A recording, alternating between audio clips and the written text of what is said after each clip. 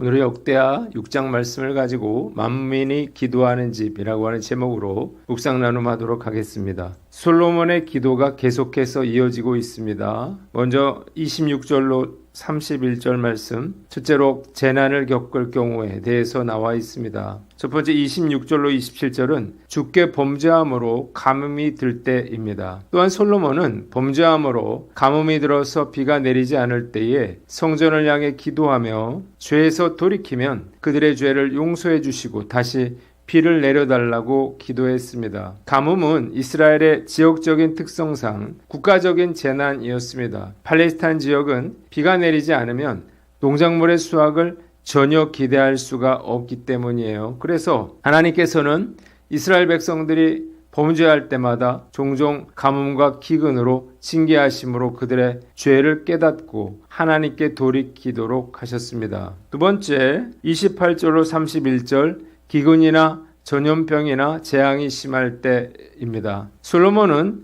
이스라엘 땅에 기근이나 전염병이나 곡식이 시들거나 병충해를 당하거나 적들이 성읍을 에워싸는 것과 같은 재앙이 일어날 때에 이스라엘 가운데 어느 한 사람이나 이스라엘 전체가 성전을 바라보며 간절히 기도하면 하나님께서 들으시고 용서하시고 그들의 행위대로 갚아달라고 기도했습니다. 그러면 그들이 주님께서 주신 땅에서 항상 주님을 경외할 것이라는 거예요. 오늘 본문이 우리에게 주는 교훈이 있는데 첫째로 회개의 중요성을 알라는 것입니다. 이스라엘이 범죄하여 재앙을 당했을 때에 백성들이 해야 할 가장 중요한 일은 회개하고 돌이키는 것이었습니다. 회개만이 재앙의 고통으로부터 그들을 구원해 낼 수 있기 때문이에요. 솔로몬의 기도대로 백성들이 마음을 다하여 그들의 잘못을 인정하고 회개하고 돌이킬 때 사랑과 자비와 긍휼이 풍성하신 하나님께서 그들을 용서하시고 다시 회복시켜 주셨습니다. 한국교회가 위기라고 말하는 이유가 무엇인가요? 교회와 나라가 위기 상황 가운데 처해 있음에도 불구하고 지금이 위기인지도 모르는 분들이 적지 않다는 것입니다. 위기의식이 없으니 당연히 회개하지 않는 거예요. 더 두려운 것은 한국교회가 회개할 힘과 능력을 잃어버린 것 같아 보인다는 것입니다. 울고 싶어도 눈물이 메말라 버렸고 뭔가를 해보려고 해도 힘이 없습니다. 정말 안타까운 일이에요. 아직도 많은 교회들이 사람들을 많이 모으는 것을 부흥이라고 착각하고 있는데 천만의 말씀입니다. 부흥은 상한 심령으로 가슴을 치며 회개의 역사가 일어나는 것을 의미하는 것입니다. 하나님 앞에서 자신들의 죄를 자복하며 회개할 때에 하나님께서 재앙의 손길들을 거두시고 회복과 부흥의 역사를 일으켜 주시는 것이 바로 부흥인 것입니다. 위기 가운데 있는 한국교회와 이 나라를 구하려면 상한 심령으로 가슴을 치며 우는 성도들이 점점 늘어나야 할 것입니다. 그러나 안타깝게도 저 역시 눈물이 메말랐습니다. 위기의식은 있지만 눈물이 잘 나오질 않아요. 성령께서 불쌍히 여겨주셔서 저의 마음을 감동하여 주사 회개의 영을 부어주심으로 나라와 민족을 위해 울 수 있기를 간절히 기도합니다. 두 번째는 분별하라는 거예요. 개인이든 나라든 가뭄이나 재앙이나 질병으로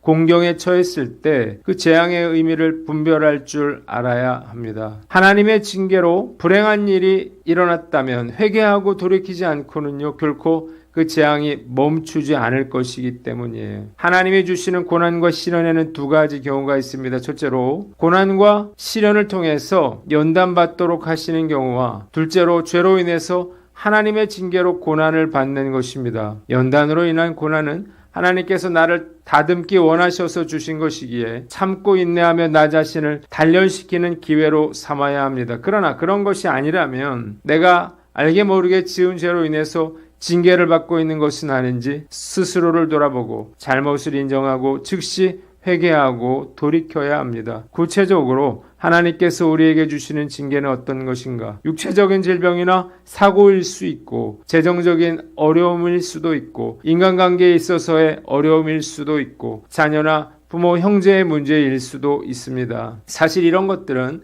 우리가 가장 싫어하고 피하고 싶어하는 것들이죠. 그러나 이런 어려움이 있어야 회개하고 돌이켜 주님께로 갈 수가 있는 것입니다. 고난과 시련을 당할 때 그 의미를 잘 생각해보고 그것이 하나님의 징계로 인한 것이라면 즉시 회개하고 돌이킬 수 있는 저와 여러분들 되시기를 바랍니다. 세 번째는 한 사람의 중요성을 알라는 거예요. 29절에 한 사람이나 혹 주의 온 백성 이스라엘이 다 각각 자기 마음의 재앙을 깨닫고 라고 했습니다. 이 말씀은 이스라엘의 임한 재앙과 관련하여 이것이 공동체 전체의 회개 뿐만 아니라 개인적인 회개의 책임이 있다는 것을 의미하는 거예요. 하나님께서 국가적인 재앙을 내리시려고 작정하시더라도 백성들 전체의 기도뿐만 아니라 단 한 사람의 기도에도 하나님께서 귀를 기울이신다는 사실을 알아야 합니다. 하나님께서 소돔과 고모라를 심판하실 때에 아브라함의 중보 기도에 귀를 기울이셔서 의인의 숫자를 줄여주셨고 모세의 기도를 들으셔서 패역한 이스라엘을 벌하지 않으셨습니다. 한 사람의 기도의 중요성을 간과해서는 안 되는 것입니다. 나 한 사람의 기도가 한국교회와 이 나라의 운명을 바꿀 수도 있기 때문이에요. 나 혼자 기도한다고 해서 뭐가 달라지겠느냐고 자포자기해서는 안 됩니다. 만일 한국교회와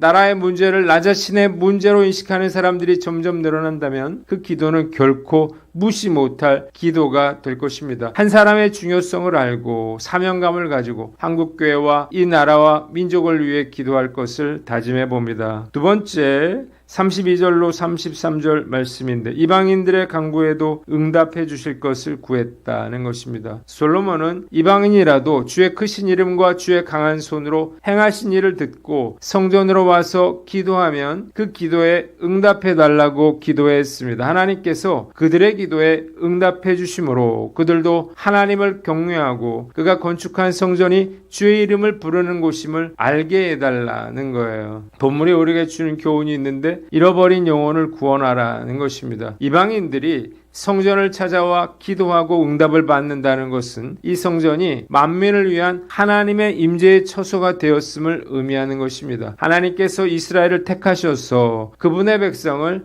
삼으시고 성전을 짓게 하신 것은 단지 이스라엘 백성들만을 구원하기 위해서는 아니었습니다. 이스라엘 백성들을 통해 모든 족속이 하나님의 이름을 알고 하나님을 경외하는 백성이 되기를 원하셨기 때문이에요. 따라서 솔로몬의 기도는 하나님의 구속계획, 곧 그분이 아브라함에게 주신 언약의 성취를 구한 것입니다. 하나님이 이스라엘을 택하셨다고 하는 것은 이스라엘만 구원하시려고 하는 것이 아니라 이스라엘을 통해 열방을 구원하고 복 주시기 위한 것이었습니다. 때문에 하나님은 믿지 않는 영혼들이 하나님께 돌아와 찬양과 경배와 영광을 돌리기를 간절히 원하고 계십니다. 이 마음을 아는 사람이라면요, 잃어버린 영혼들을 구원하는 일에 최선을 다해야 할 것입니다. 11월 23일 새생명 행복축제는 처음으로 강사를 초청하지 않기로 했습니다. 초청할 만한 강사가 생각나지 않고요, 원했던 분들은 집회를 하지 않는다고 했기 때문이에요. 기도하다가 이번 집회는 청년의 중심으로 하면 좋겠다는 생각이 들었어요. 그래서 지난주 청년부 제자훈련 때 이번 집회는 너희들이 한번 계획해보라고 말했습니다. 어느 때보다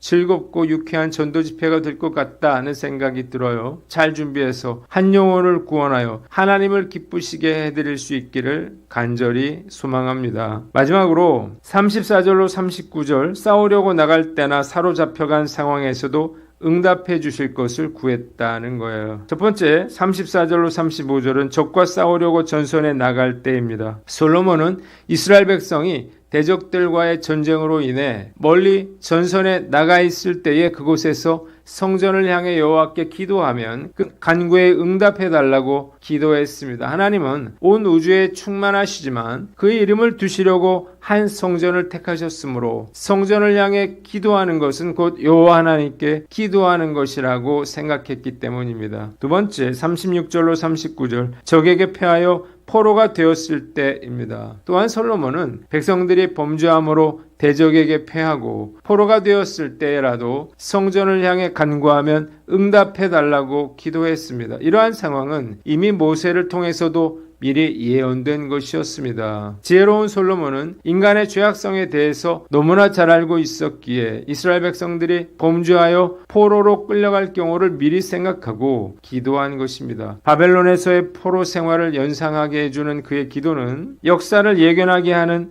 솔로몬의 예리한 통찰력을 보여주고 있습니다. 솔로몬은 그들이 성전을 향해 기도하면 하나님께서 그들의 일을 살펴보아 주시고 그들의 죄를 사하시고 그들을 사로잡아간 사람들에게도 불쌍히 여김을 받게 해달라고 간구했는데요. 그 이유가 무엇인가요? 이스라엘 백성들은 하나님께서 애굽에서 인도해 내신 주의 백성이며 주의 기업으로 삼으신 자들이기 때문이에요. 본문이 우리에게 주는 교훈이 있는데 포기하지 말고 기도하라는 것입니다. 범죄치 않는 자가 없다라고 솔로몬이 말한 것처럼 죄짓지 않고 살 수 있는 사람은 단 한 사람도 없습니다. 때문에 죄짓지 않으려고 노력하는 것보다 죄를 뉘우치고 잘못된 길에서 돌이켜 하나님께로 돌아가는 것이 더욱 중요하죠. 진실한 마음으로 회개하며 하나님께 용서를 구하면 하나님께서 그 기도를 들으시고 용서하시고 회복시켜 주실 줄 믿습니다. 목사로 살면서 그래도 다행인 것은 세상 속에서 이윤을 추구하거나 성공을 쫓으며 살지 않기 때문에 죄 지을 일이 비교적 적다고 하는 것입니다. 그럼에도 불구하고 제 안의 육신의